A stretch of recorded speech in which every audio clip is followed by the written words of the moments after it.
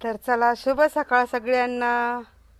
बघा, आपलं काल तुम्हाला जे दाखवलं होतं ना, त्यातले काम हे बघा, हे अशी झालेली आहेत. हे बघा, हे बघा, ती भिंत तिथपर्यंत गेली वरती, तिथपर्यंत भिंत गेली.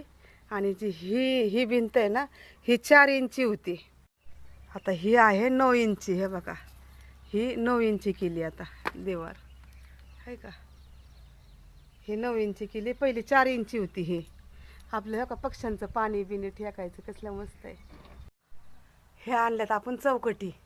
हे बघा, ह्या चौकटी आणलेल्या आहेत 2 मजबूत अशा चौकटी आहेत.